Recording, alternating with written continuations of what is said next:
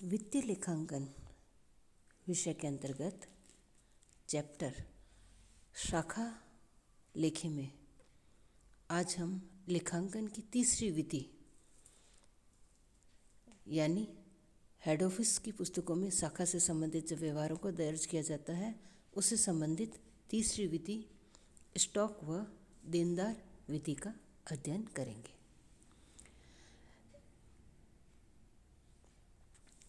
इस विधि के अंतर्गत भी दो तरह से लेखांकन व्यवहारों को दर्ज किया जाता है। पहला लागत मूल्य पर और दूसरा बीजक मूल्य पर। तो आज हम देखेंगे कि हेड ऑफिस की पुस्तकों में शाखा से संबंधित स्टॉक व देनदार विधि के अंतर्गत लेखा जब लागत मूल्य पर दर्ज किया जाता है तो कौन कौन से खाते खोले जाते हैं। इनमें हमारा जो मुख्यतः खाते खोले जाते हैं वो है stock branch stock account, goods sent to branch account, branch debtors account, branch expenses account, branch P&L account और ब्रांच के पास अन्य जो भी संपत्तियां और दायित्व है उनसे संबंधित खाते खोले जाते हैं। अब हम देखते हैं कि इन खातों में हम किन किन व्यवहारों को दर्ज करते हैं। तो सबसे पहले आता है हमारा ब्रांच स्टॉक अकाउंट। तो ब्रांच स्टॉक अकाउंट एक ट्रेडिंग अकाउंट की तरह होता है। इसमें शाखा के माल से संबंधित समस्त व्यवहारों को लिखा जाता है। इसके प्रारंभ में शाखा के पास प्रारंभिक स्टॉक और क्रेडिट में शाखा के पास जो क्लोजिंग स्टॉक है उसको लिखा जाता है। इसके अलावा प्रधान कार्यालय द्वारा जब शाखा को समय समय पर जो माल भेजा जाता है उससे इसको डेबिट तथा शाखा द्वारा जो माल वापस लौटाया जाता है उससे इसको क्रेडिट किया जाता है। और शाखा द्वारा जितनी भी बिक्री की जाती है, चाहे वो नगद हो या उधार हो, वास्तविक राशि से इसको इस खाते के क्रेडिट पक्ष में हम दिखाते हैं।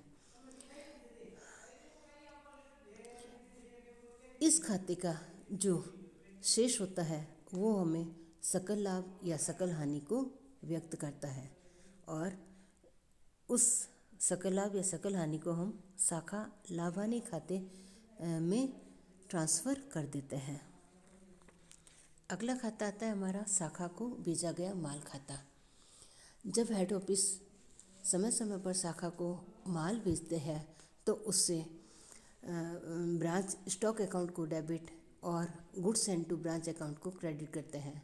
इसी तरह जब शाखा द्वारा कोई माल वापस भेजा जाता है तो इससे हम goods sent to branch account को डेबिट और ब्रांच स्टॉक अकाउंट को क्रेडिट करते हैं और इस अकाउंट को क्लोज हम ट्रेडिंग अकाउंट में इसका बैलेंस ट्रांसफ़र करके करते हैं। नेक्स्ट आ रहा है हमारा शाखा देनदार खाता। यह जनरल जो हम डेटर्स अकाउंट बनाते हैं उसी तरह होता है। इसके डेबिट पक्ष में शाखा से संबंधित देनदारों का ओपनिंग बैलेंस और देनदारों को की गई उधार बिक्री और क्रेडिट पक्ष में देनदारों से प्राप्त राशि, नगद छूट, बट्टा वगैरह ये दिखाया जाता है और अंत में क्रेडिट में देनदारों का closing balance by balance CD के रूप में दिखाया जाता है। नेक्स्ट खाता आता है हमारा शाखा खर्च खाता।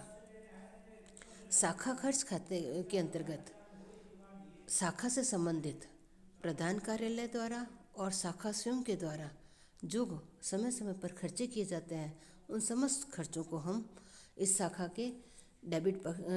खर्च खाते के डेबिट पक्ष में दिखाते हैं।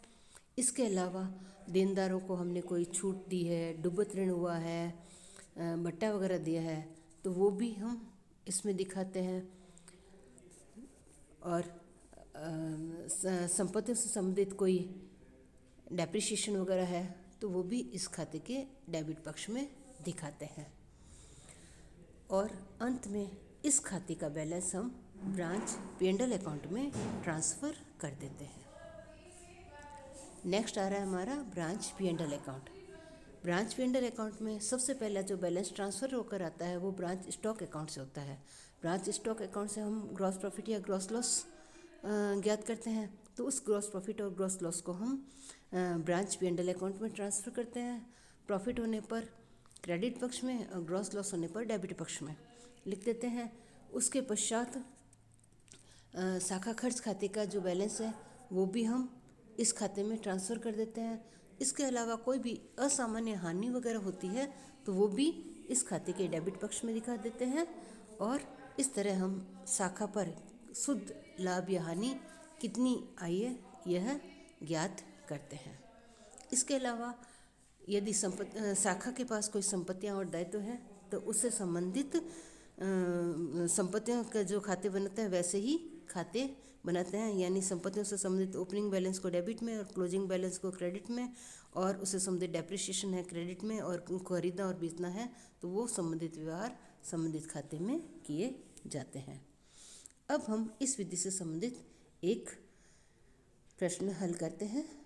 प्रश्न हमारा इस प्रकार है, जयपुर ट्रेडिंग कॉरपोरेशन उदयपुर के पास उदयपुर शाखा के पास माल लागत मूल्य पर बेचती है जिसे वह नगद तथा उधार पर बेचती है।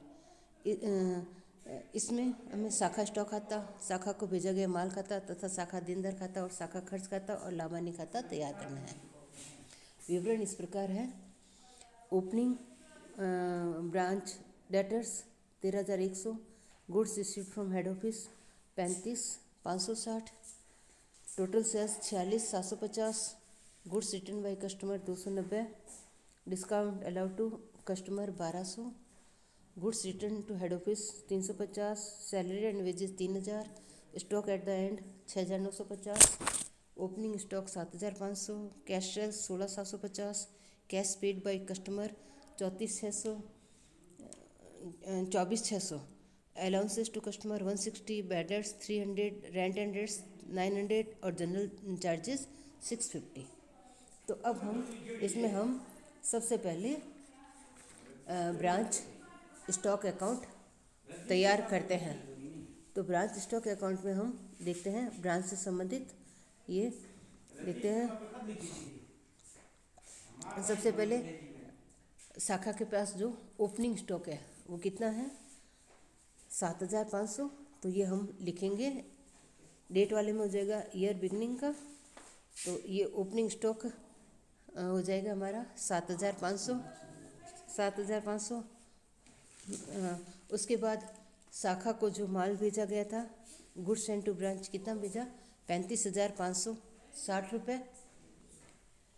उसके पश्चात हम लेते हैं कि शाखा द्वारा जो नगद बिक्री और उधार बिक्री हुई थी वो कैश सेल्स कितनी हुई हमारी 16,750, और क्रेडिट सेल्स कितनी हुई हमारी 30,000 रुपये की। तो ये हम इसके क्रेडिट में दिखा देंगे। इसके अलावा गुड्स रिटर्न बाय कस्टमर है, उसको हम चाहे तो हम सेल्स में से लेस करके भी दिखा सकते हैं, चाहे रिवर्स साइड में दिखा सकते हैं। तो यहाँ पर हमने इसको रिवर्स साइड में दिखाया है 290 रुपये। तो ये हो गया टू ब्रांच डेटर्स अकाउंट। उसके बाद हमारा आता है ये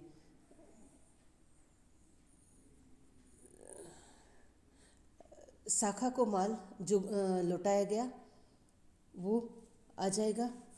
ये आ गया हमारा goods sent to branch account return from branch आया है, ये हमारा 350 रुपये का आया। Goods return to head office है 350 रुपये, ये हम दिखा देंगे। और उसके पश्चात जो क्लोजिंग स्टॉक है, स्टॉक एट द एंड है 6,950, वो आ जाएगा बाय बैलेंस सीडी 6,950। इस तरह हमारी अंतर की राशि आ गई ब्रांच की ग्रॉस प्रॉफिट 10,700। इस तरह हम ब्रांच स्टॉक अकाउंट तैयार करते हैं। नेक्स्ट अकाउंट होगा हमारा goods sent to branch account. तो goods sent to branch account ये हो जाएगा हमारा बाई ब्रांच स्टॉक अकाउंट 35,560, और डेबिट में हो जाएगा शाखा द्वारा जो वापस हेड ऑफिस को माल लौटाया गया उससे, वो जाएगा टू ब्रांच स्टॉक अकाउंट 350 रुपये, और अंतर की राशि है इसको हम ट्रेडिंग अकाउंट में ट्रांसफ़र कर देंगे, वो आ जाएगा टू ट्रेडिंग अकाउंट 35,200 ₹10। इस तरह हम goods sent to branch account तैयार करते हैं। इसके पश्चात हमारा जो अगला अकाउंट बनेगा वो है ब्रांच डेटर्स अकाउंट। तो ब्रांच डेटर्स अकाउंट में सबसे पहले हम ओपनिंग ब्रांच डेटर्स लिखते हैं। तो टू बैलेंस बीडी होगी 13,100 और उसमें जो क्रेडिट सेल्स हमने की थी वो क्रेडिट सेल्स लिखेंगे। तो इसमें क्रेडिट सेल्स इसमें टोटल सेल्स दे रखी है। टोटल सेल्स 46,750, उसमें से कैश सेल्स है 16,750, वो लेस कर देंगे तो क्रेडिट सेल्स हुई हमारी 30,000। तो क्रेडिट सेल्स आ जाएगी डेबिट में 30,000। अब क्रेडिट में आएगा कस्टमर से जो कैश प्राप्त हुआ है, कितना 24,600 रुपये, वो हो गया। उसके अलावा जो कस्टमर ने माल लौटाया है वो आ जाएगा गुड्स रिटर्न बाय कस्टमर 290 रुपये। इसके अलावा देनदारों को हमने छूट दी है, डूबत ऋण हुआ है, वो लिख देंगे। तो अलाउंसेस दी हमने 160 रुपये की, बैड डेट्स हुआ हमारा 300 का, और हमने डिस्काउंट अलाउड टू कस्टमर किया था 1,200 रुपये। इस तरह हमारी जो टोटल देनदारों से संबंधित एक्सपेंसेस जो है वो 1,660 रुपये हुए, वो लिख देंगे। अब हम अंतर की राशि ये हो जाएगा हमारा डेटर्स का क्लोजिंग बैलेंस, यानी डेटर्स एट द एंड, ये हो जाएगी अंतर की राशि हमारी 16,650 रुपये। तो ये हो गया हमारा ब्रांच डेटर्स अकाउंट, यानी डेटर्स से संबंधित समस्त आइटम इस खाते में दिखाए जाते हैं। नेक्स्ट अकाउंट हमारा बनेगा ब्रांच एक्सपेंसेस अकाउंट। तो ब्रांच एक्सपेंसेस अकाउंट में ब्रांच से संबंधित समस्त खर्चों को दिखाते हैं। तो इसमें आगे हमारा सबसे पहले ब्रांच डेटर्स अकाउंट से जो खर्चे हैं वो ट्रांसफ़र करके हम लिखेंगे। तो टू ब्रांच डेटर्स अकाउंट, ये 1,660 जो हमने लिखे थे अलाउंसेस, डिस्काउंट और बैड डेट से संबंधित, वो आ गया। इसके अलावा अन्य जो खर्चे किए गए हैं, रेंट एंड रेट्स है, जनरल चार्जेज है, तो वो टू बैंक करके रेंट एंड रेट्स 900 हो गया, जनरल चार्जेज हो गया 650, और हमारा जो सैलरी एंड वेजेज है वो है 3,000, वो हम दिखा देंगे। इस तरह हम समस्त खर्चों को दिखा देंगे। तो अंतर की राशि हम ब्रांच P&L अकाउंट में ट्रांसफ़र कर देंगे, वो हुई 6,210 रुपये। इस तरह हमारा ब्रांच एक्सपेंसेस अकाउंट तैयार हो जाता है। अब लास्ट में बनाते हैं हम ब्रांच P&L अकाउंट। तो ब्रांच P&L अकाउंट में सबसे पहले हम ब्रांच स्टॉक अकाउंट से जो ग्रॉस प्रॉफिट या ग्रॉस लॉस ट्रांसफ़र होकर आया वो लिखेंगे। तो वो है हमारा 10,700, तो वो हम लिखेंगे बाई ब्रांच स्टॉक अकाउंट 10,700, और डेबिट में लिखेंगे ब्रांच एक्सपेंसेस अकाउंट का बैलेंस।